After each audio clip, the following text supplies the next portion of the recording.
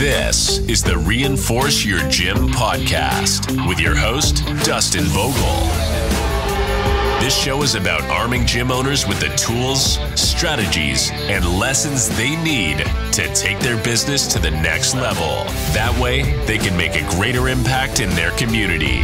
Now, let's get to work and reinforce your gym.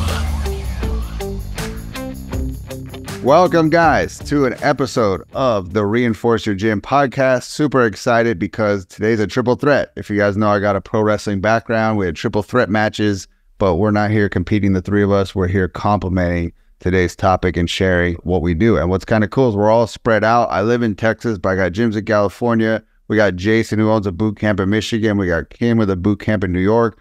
So we're going to cover the map and no one can say, oh, that's not going to work in my area, because we pretty much got all four corners of the U.S. covered on this one call, which is kind of cool. And so I just asked them to jump on because I wanted to deep dive into a question that comes up pretty often, which is membership conversion processes. Which ones work, which ones don't, and which ones do we recommend? And we kind of have a cool approach that we want to share with gym owners that we use in our gyms that we know can work for you guys. If, again, the big if is if you embrace it with open arms. If you're willing to see all the ways it can work, you're not being a negative Nancy and pointing out all the reasons it won't work. Like, oh, that won't work for my team. That won't work for my market. People don't buy like that here. Nope. We've had gym owners all around the country deploy it and say, man, this saved me time, energy, money. This is totally awesome system. And so that membership process is the auto-enroll membership process. And that's what we're going to talk about. So Kim, I'm going to pass the mic to you. When you talk to gym owners, what's your 30,000 foot view of an explanation of what the auto-enroll is and how it works? Yeah, so this is a topic I always love to talk about. It's something that I changed pretty early on in my gym. We went to the auto-enroll process. It didn't make sense to me that we were selling them twice. So the way that I always explain it is, pretty much like the Netflix approach, right? Netflix doesn't come to you after your 30-day trial and say, hey, do you want to stay on board? They just continue billing you unless you decide to opt out. So I changed this in my gym a few years ago, and I find a couple of things have happened that people come in a little bit more serious. So basically the old method, the double sell method, is come and do this trial or this challenge. And if you like it during your 6 weeks or 28 days, whatever it is, and if you want to continue afterwards, then we'll, continue. And it just feels very negative to say that to people. So instead, what we do is we take an all-inclusive approach. So basically, we tell people you're signing up for our 6-week summer slim down. After your initial 6 weeks, your membership is going to continue on, to our regular membership after that. For us, that's only $5 more a week. But if at any point during your initial 6 weeks, you decide you don't want to continue, no big deal. You just let us know and we opt you out. And it just feels very simple then. And then we're pretty much saying, so you're coming into the family, welcome aboard. We're going to structure your first 6 weeks this way. But if anything changes during that, let us know. So that is my approach. It keeps things super simple. Love it. Jason, I was going to ask you, do you do things differently? Is it similar? Are there any other little ninja tactics you do with your auto-enroll process? Yeah, I think Kim and I are in the same boat. It's like, man, why would you want to sell somebody twice? I mean, it doubles your work, and historically, sales take a lot of time too. So you should have so much rapport and trust and love built up in that first 28 days or 6 weeks that when they see the auto enrollment take hold, so when they make their first regular installment that month, a week, it should be a no-brainer. They shouldn't even bat an eye. And if I could piggyback one thing, especially what Kim says, so if you're doing any type of trial offer, hopefully you're doing an orientation session, right? So at this orientation session, hopefully you should be comfortable in front of people. When you're presenting to an orientation group, whether it's 4 people or 40 for a 6-week challenge, doesn't matter. You should be at the very end offering them an enrollment opportunity to auto enroll. You just have to make it a no-brainer, right? So typically with us, we have a 6-week, and I always say right at the end of my presentation, I say, hey guys, I know the number one thing on your mind is what happens after 6 weeks.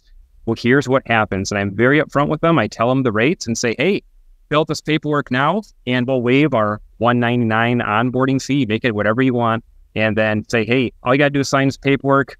And then if anything happens in the next 6 weeks, we'll tear it up. We part as friends. But give them a perk saying, hey, if you sign up right now, we're going to waive this auto enrollment fee auto enrollment fee, and then we don't have to bug you again in 4 or 5 weeks to get you signed up again. Like, it's all taken care of. And it's just got to be a really just a no-brainer, easy offer for them. And then your auto enrollment's done, and now you save admin time. So now your admin or even yourself, you put those agreements in for a 6-week challenge. At the same time, you're putting in their regular membership that's going to kick in, and then boom, admin time is done. They're filed and they're good to go. And so when that happens, you have such a high success rate of people staying on because they know that process is done. So yeah, fine tune it and make sure it's at the end of your orientation process. Love it. Well, yeah, 2 things I'll just highlight there. Number 1, you put an incentive. I think most owners say, if you sign up, we'll get you into membership. No savings, no value, just like, we're going to get you into this bill that begins on this date. So the fact that you're adding bonuses, incentives, you're saying, I'm going to waive your sign-up fee or enrollment fee. Again, make it a no-brainer offer. Stack it up.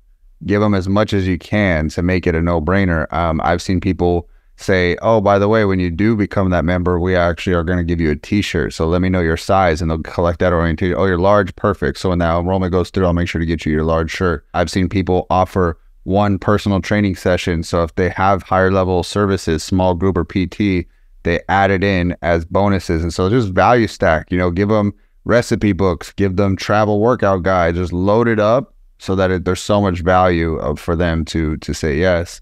And then, kind of what I was going to also highlight was with Kim, that when does this happen? We talked about what you do and how you do it, but then the next question is like, okay, when does this actually land in the process? So this would happen at either A, you sell them a trial, or B, if you do appointment setting. We like to call it orientation because that sounds like you're being onboarded and you're being taught how to, use the service, versus consultation is kind of sales talk for, I'm going to pitch you something. So make it sound more like we're going to do something, we're going to accomplish something beneficial is going to happen by me showing up. So we want to book people for orientation. So you buy a trial, perfect. Next step is orientation. Or you want to book an appointment, awesome. We're going to have you schedule an orientation where you can meet and decide if it's a good fit. And so just like label it that. And then basically what you're going to do is go into your pitch depending on where they are in the process. If they're cold, they haven't bought anything, obviously first we got to get them to buy. And then we can explain how auto enroll works. And that would be for my appointment setting crew. So if you guys sell a trial in the gym or you sell a membership in the gym, that's pretty much it. You just say, hey, you get 1 session and then you're going to auto enroll, or you're going to do your trial and then you're going to auto enroll. And then for your trial people, they're going to come in off of that trial and do their onboarding. And then you're going to tell them how membership works. I'd say that's probably the majority of people, how they do it that we talk to. They're selling a trial, they're doing orientation, and then they're being told auto enroll. And it could be in 2 different, versions. It could be one-on-one, which I also think that's the majority of how people are doing it. And then there could be group orientation where you're going to meet with 2 or 3 or 4 people all together. Or if it's a big mega challenge, you're going to have 20, 30 people all come to the gym at once. A mega orientation. Then those are the ways that it's being done. So, Kim, is there any models that you would say this doesn't work for? We talked about it can work for large group. It probably can work for small group. Is there any type of model that you say that auto enroll wouldn't work for?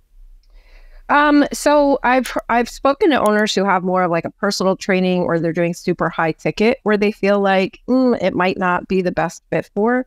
But with having said that, with some of those owners, we've also talked things out a little bit and figured out a way that it could work.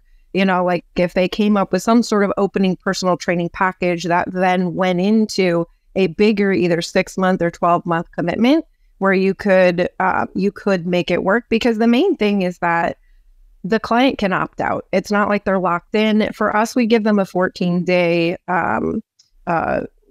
grace period between the trial period and the membership, where maybe they forgot, even though we over communicated, maybe they forgot, they saw the bigger charge come through, or maybe something changed. So for 6 weeks, we really give them 8 weeks. So even in talking to some of those owners where they felt like, oh, maybe it wouldn't work, you can figure out a way to make it go into something to lock them in. And I think that the conversation really is, hey, you're not going to reach your goal in 6 weeks, probably not even 6 months. Fitness is lifelong. You want to make sure that you're giving yourself that longer commitment. But don't worry if for some reason, during this X time period to begin with, you do decide not to continue it. So I think there's a way to make it work with almost anything. Yeah, I mean, we've seen open gyms do it where they give someone free week and then they auto enroll in the membership. We've seen PT. So I do think, again, it's a mindset thing. How can I make this work? Not, oh, that's what a boot camp does, so I can't do it at my gym. It's having a different mindset. And a good line I'd add in there is like, people have any type of hesitation about it. It's like, hey, can I just be real with you? I opened a gym to help people, not to take advantage of people. So like, I'm not here to take advantage of you and run your card up and double draft you, because guess what? I'd probably have a bunch of 1-star reviews. You probably wouldn't see very many people here in the gym, but you can see right here my sessions are full, and I'd probably have a bad reputation. So I kind of take like a hokey kind of like, let's call out what's in your mind right now. You think I'm gonna scam you somehow? Well, I wouldn't have 5-star reviews, I wouldn't have full sessions, I wouldn't been in business 10 years. So it's like just walking them to a very logical observation, but they're probably not seeing it. When your mind sees fear, you get tunnel vision, and all you see is the what if. Like, and so I kind of just call out that fear, and that it helps them with the auto enroll. Jason, I was going to ask you, what are the cons of auto enroll? Because we're talking about all the pros, we're talking it up, we're saying it's the best thing since sliced bread.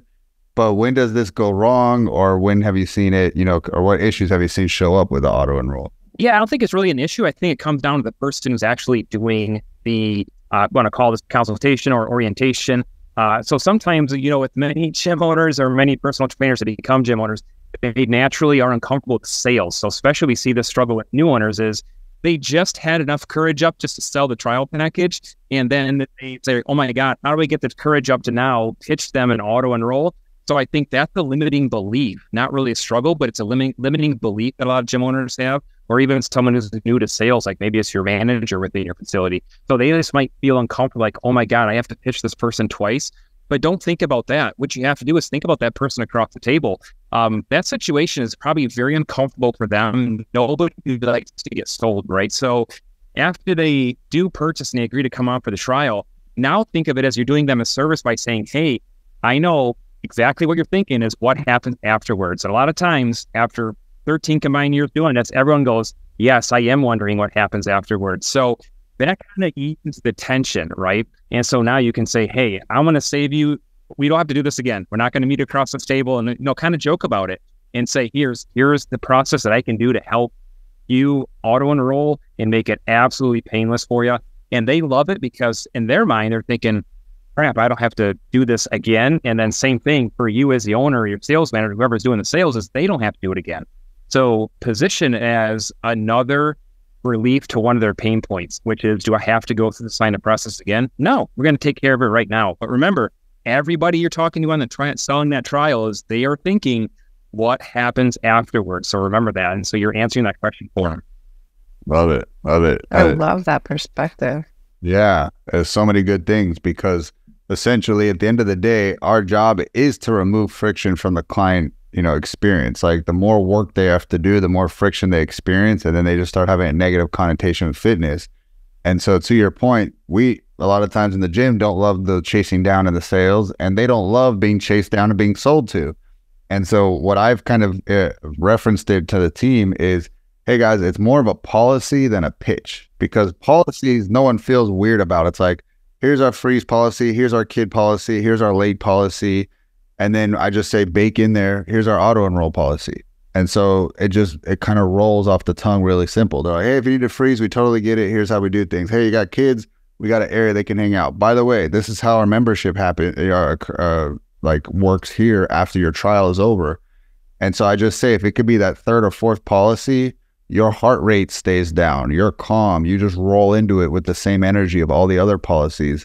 But to your point, a lot of times when the heart rate's going up and you're getting clammy hands and you're afraid, usually the person's being honestly selfish and they're thinking about themselves. Like, I want to make the sale. I hope they say yes. I want the commission. And it's I statements. But when you're telling them policies, you're just cool as a cucumber, right? You're just like, oh, just want to tell you how we do things. It's kind of like house rules. So I just say, think of it as policy over pitch, right? And then it comes across very, very calmly. And, again, I like that you said, hey, it's about how you also phrase it. You're like, hey, we want to make this as painless, as easy for you as possible. We want to help you save money. And so I'm just sharing all these wins for them. They're seeing as you're an ally to me. You're here to help. You're not here to take my money. You're not here to sell me. You're like, I want to make things easy. I want to help you save money. I'm your friend. And here's why we do things here the way we do.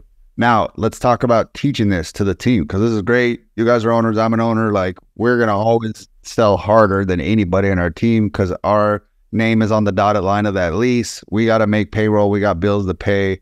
Our back is against the wall. Sometimes a team doesn't feel that level of pressure. So, Kim, how easy has this been for you to teach to your team? How do you go about teaching the auto enroll close? So I think you hit it on the head with making it a policy. And I guess now that you say it that way, it's like, oh yeah, that is how we do it. So for my gym, it's not really an option. It's not a pitch. It's just, we sell them on the trial, we get them signed up, and the conversation happens in two different places. It can happen in the initial trial sale when the person asks, like Jason said, inevitably what happens next. But for me, after they do their first session, we take their first workout picture. We have a little 5-minute onboarding that we do with everybody one-on-one after their first session. And that's when we include it in our policies. And it's pretty much just a review of their, of their trial and what's included in what happens. And like you said, we go over the freeze policy, we go over the late policy. It's included in all of that on our checklist of like, oh, and after your initial, 6 weeks, here's what happens. And it's pretty much word for word what I said before. So it makes it really easy to teach to the team, because it's just in our onboarding checklist and it's in the script that we go through of like, this is just something else that happens. It's no different than explaining the freeze policy. And they're all on board with it. And, I only had one coach a few years ago. When I started it, we were still, in our first year and a half. So as everybody else came on board, it was pretty much just like, this is how we do it. And they're like, great, that makes a lot of sense. So it's a pretty easy teach. Love it. Love it. And do you have coaches or managers or anybody in your team doing it now, the auto enroll? Yeah. Okay, so for sure. So my sales rep will do the initial trial sale. And then at each shift, morning shift or night shift, I always have one of my coaches who's the head coach morning or nighttime. And they're the ones that do the onboarding with that client after their initial session.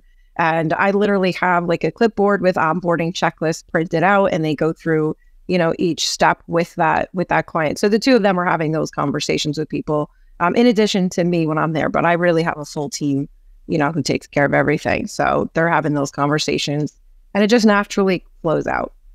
Gym owners, let's be real. You don't love lead follow-up, and that's why I started Gym Reinforcement, so you can pass it over to us, because that's probably not why you started a gym. That's not what you love to do in business, is to chase leads down all day long. Well, hey, hand that over to me and my team of remote sales reps. We're going to text them, call them, email them, social media, DM them. We're going to do all the channels so that you don't got to worry about it, and they're going to get reached out to quickly. And that is what we do at Gym Reinforcements. Now, here's the thing. There's a lot of AI and bots and automations out there that can reach out to your leads. But let's be honest, it's not very good, and people could tell right away. You probably would rather to have human-to-human customer service from start to finish, meaning from when they opt in to when they get serviced by your coaches. We want to have that exist throughout the whole client journey. So let us step in, let us engage your leads, let us sell them for you, and that way you can do what you do best and serve them and get them results. So if you want to book a call, go to gymreinforcements.com and we'll talk soon. Okay.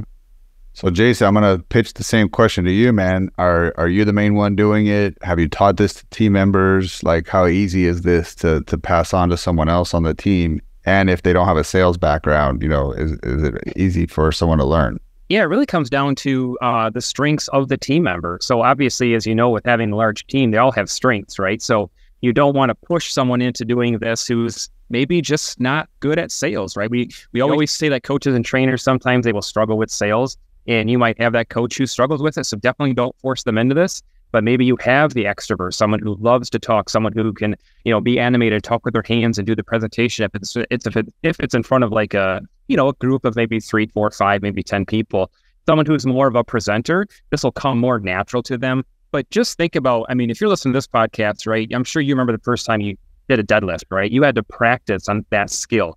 You just couldn't pick up that bar, right? So you had to obviously set your feet right. You had to pack your back. You had to get your hand grip, your over-under grip. You had to get everything ready to do that first deadlift. And so the same thing when we come to doing, like, if we're talking about group orientations or even auto enrolls, you just have to get more comfortable with it. So the first one or two where they go smooth if you're in front of the group, probably not. But each time you do them, especially if you do weekly orientations, or maybe you're doing them at least once a quarter for a large challenge, the more you do it, the better you will become at it. And it'll just become more natural the way you present it. So just keep your language consistent, like we've talked about already in this episode here, is like, just keep your language consistent. It's part of your culture, like Kim said. So everybody on the team knows what auto enroll is. That's what everybody does. This is what we do. It's our shoe policy. This is how we enroll people. It just becomes ingrained in your culture. It'll just become part of your training model. And it's just part of your lexicon within your team, is these are the words we use. And this is how people come into our facility. And to this day, even all these years of having our boot camp, and new members come in and say, can I just do this? I'm sorry. No, this is how we start new people. And they're like, oh, okay. And it's just what we have to kind of tell them on the onset. So yeah, just make it, once it's part of your culture and you have the skill, within a few reps, it's going to come natural, just like your deadlift is better now than it was a decade ago. So it's just the same thing here, is your auto enroll process is just going to be a skill. And that's something that we love teaching, and I will preach it to the day I die for gym owners, is, man, have the auto enroll set. It's amazing what it's going to do for your EFT and then your peace of mind. You'll sleep like a baby knowing that EFT is set for 6 weeks down the road or for the next month. You know, it's a good feeling to have for the tight budgets that we face. So love it. Yeah. And honestly, for me, I was pretty surprised that one of our, we call them facility directors, you know, we don't put this role into the gym till we get north of 200 members. So there just needs to be so much admin and questions and just chaos in the gym, like good chaos. We need more on-site, you know, kind of help. And so this is, you know, you can call it an admin, call it front desk, whatever you want, but usually it's a client and they're helping with member services stuff. They're not doing anything really outside the gym. They're just in the gym kind of role. And I was really surprised that, like, they're great for onboarding. They're a good nurturer. They're kind of like that house hen that's like there to take care of people.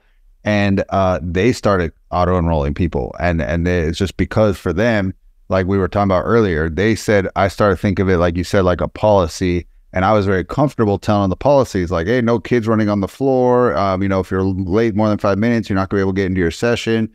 By the way, we auto enroll. And they're like, it just came out so much more naturally. But when it was like, hey, you're booked to sell this person, make sure you sell them, make sure you close them, the pressure and the stakes were so high, it really hurt them. So like, the reason I love this auto enroll so much is I do feel like a coach could learn it if they're willing and they're open to it. If they hate sales, then yeah, they're going to bring the wrong energy. And it doesn't matter what you give them, they're going to not do good with it. So they got to embrace it. And then admins, you know, again, our facility directors embrace it. And then, of course, our GMs loved it too.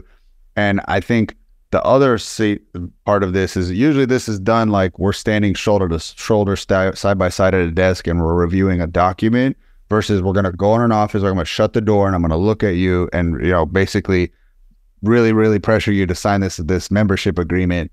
You're out on the floor, you're kind of like, you know, talking openly. It feels a lot more casual. And then the client's, you know, kind of sense of safety and not pressure kind of is there. So let's talk about the client now saying no. Like, Kim, what happens if that happens? Because I'm sure it happens at least sometimes. But like, cool, thanks for telling me how this works. But like, no, I don't want to sign anything when I'm continuing the membership. How do you handle that? Yeah, so the most important question is why? Why do they think that? So why are they saying no? I've had a few people who have valid reasons where they're like, oh, well, I'm actually moving in 2 months, so it doesn't work. And if my trial period is 6 weeks, I'll say, oh, well, why don't I add 2 weeks onto that? You could be here with us for the next 2 months until you move, and then no big deal, we'll cancel you. Sometimes only once did I ever have someone say, well, can we just take the auto enroll part out of it and then I'll make the decision? Kind of like Jason said before, I pretty much was just like, oh, this is how this works. But if you have this whole 6 week period to tell me whether or not, you know, you want to continue. And if you decide to opt out, no big deal. Like, it's totally fine. We'll part as friends. Everything is fine. We're giving you that option. And they were okay with it. And then I have had a couple people who have said, well, I know I'm not going to continue afterwards for X, Y, and Z reasons. And I'll tell, so can we take that out? And I'll just say, well, no, we don't need to. You're enacting that opt out. So you're telling me now it's still, we don't need to change the contract. The contract says if at any point during your initial 6 weeks, you decide you don't want to continue, let us know, we opt you out. You're doing that right now at the beginning, no big deal. And they go, oh yeah, I guess so. That makes sense. So I haven't really run into too many issues because, again, for us, it's not really like a choice that we present them. It's more just, here's how this works. You signed up for this trial. After the trial, you're going to continue. And if for some reason you don't, want to continue, just let us know. So it goes very smooth that way. I don't really get too many objections. Jason, how about for you? Same question. How do you handle the no's? I don't want to sign that. Oh, I've never got a no in my life, so I wouldn't know. I'm just kidding. No, it does happen on occasion. And it really, when you come to that point of the auto enroll, hopefully as part of your sales process and your conversation, I know something that we coach a lot of gym owners on too, is you should have got that objection overcome previously in the conversation, right? So one thing I love to talk with people at the very onset is, what programs have you tried in the past? So I let them tell me about whatever they've done. And I'm not knocking like keto, Atkins, Weight Watchers, like everything they've tried before. I talk about that early on, and I let them tell me why it didn't work for them, why it didn't give them long-term results, why it didn't meet their weight loss goal. So I let them really tell me why all those previous programs didn't work. So now I have all that ammunition. So on the slight chance they're going to say no to the auto enroll, I know, Kim, you already said, like, okay, we're on a long journey here. So I know you wanted to lose 75 pounds. We're not going to do that in 6 weeks. So now when they say, if the auto enroll scares them, and I say, man, the first 6 weeks here, like, we're just laying the foundation. Like, we're going to have some good results here, but you mentioned 75 pounds. We're not going to do that in 6 weeks, right? Is that fair to say? Okay, she says yes. And they'll, so hopefully when you get to auto enroll, if they balk at the longer term, maybe commitment that they're scared of, go back to the ammunition hopefully you got earlier in that really consultation with them, is have them tell you why they've never had long-term results. So this way, if the commitments are scare them and say, hey, this 6 weeks is just foundation, I always say I'm building 6 weeks onto the next 6 years. And so I kind of really ingrain that early in the conversation. And so this way, that commitment issue will kind of take care of itself at the end. So yeah, so if you are getting no's to the auto enroll, kind of retool the front of your conversation and kind of make sure you have them tell you all about the reasons why they have never reached a long-term goal. So if you're getting some no's to auto enroll, kind of gut check yourself, go over your script on that front end, and find out why they're afraid to commit to something long-term. We're all a combination of our past experiences. So maybe they've gotten burnt or scarred in the past by some crash diet where they didn't have a plan afterwards, so kind of position yourself early in the conversation and let the auto enroll process take care of itself. Love that. Yeah, I mean, a great predictor of future behavior is past behavior. And so by you looking into their past, saying, here's why this place is going to be different and create a different outcome. Because, if you try keto alone and Atkins alone and Weight Watchers alone, well, aha, eureka, you've been alone this whole time. You're going to have a coach, you're going to have a community. And that's really what we sell in our world, is we sell coaching and community, because that will get them to that outcome that they desire that they fail to do alone. And there's a lot of things, like we as business owners, we need to find our gym owner community. We need to find business owner community, because we can struggle doing it alone or trying to figure it out alone. We can get there so much faster with coaching and community, right? I just love, again, this process for that reason. The alternative to this is what a lot of the industry does, and it's the 2 close model, where you sell them a trial and then you say, we're going to meet again in 2 or 3 weeks and we're going to talk membership, or again, they might not know that, but you're like, I want to have like a midpoint meeting, or I just want to go through your results and then pitch membership. Well, now everybody that walks through the door, you got to have 2 appointments. You got to do 2 pitches. I got to get 2 agreements signed. I might be, if they're pushing it off, I'm following up with them twice. I might be following up with them to buy the trial, and then I'm following up with them, do you want to buy the membership? And this is not why gym owners open a gym. It's to be a follow-up machine and chasing people, and they kind of want to blow their brains out. And I'm like, hey, this is why we made this process, to also remove friction for the client, but for you, gym owner, and your team, like, make your life easier, make their life easier. It's a win-win. I'm not about cutting corners and not putting in the work, but at some point you got to ask yourself, is there a better way? And that's what we find that this is, right? And, for me, I just know that what you were bringing up, Jason, it's almost a sign that the client's going to be a headache, is if they ask for guarantees or how to get out. You're like, oh, you just kind of let yourself, the cat out of the bag. You just, painted a target on your back. You're going to be one of my headaches. And that's any person I've ever worked with. When they ever said, how do I get out of this? From the gate, you have the wrong mindset. This is going to be a major uphill battle. I'm not going to reject working with you, but you just called yourself out as a headache person. People who are just like, how much is it? Let's go. isn't it kind of crazy? They always get the craziest results and they get the transformation and they go all in. And they just said, I made the decision. I'm ready to stop making excuses and I'm ready to get results. Like, let's go. And no question of cancellation or what, how do I get out of this and what if? And I know that's a slim amount of people are like that, but for the most part, people who are asking about wanting to back out, I would say, have your radar up. Like, this person's going to need, again, we don't want to reject these people because they make up a fair amount of the population, but they need, if anything, more mindset coaching. They need to be called like, hey, why are you even we're starting the relationship with how to get out? Are we doing like a prenup thing here before, we say I do? Like, so that is the auto enroll. I don't have any other layers of this that I think we need to uncover. I think we did a pretty thorough job. Kim, is there anything else that comes to mind? Any final ninja tactics on how to make this thing work well?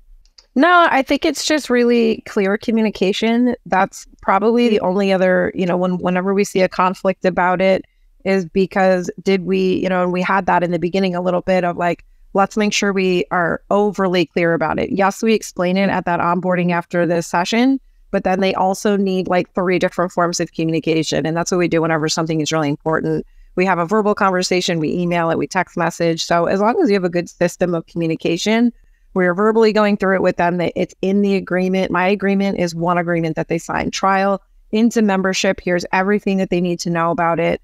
Then they get that in an email. And then in their last week, every Monday in their, 6th week, let's say when that week starts, my admin is putting in their agreement for their membership to start. So they're going to see that come through in an email.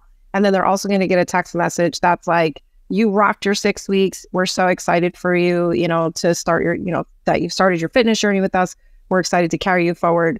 So it just kind of is like those extra layers of reminders. So that would be my last thing, is just make sure to communicate it early, often, and just, throughout the entire process. Wonderful. All right, Jason, any other final ninja tactics you would add in there to make this a winner for people? Yeah, something I wrote down to have my notes here to pass on was Kim had touched on price point, right? So, she said auto enroll, it only goes up $5 a week or whatever.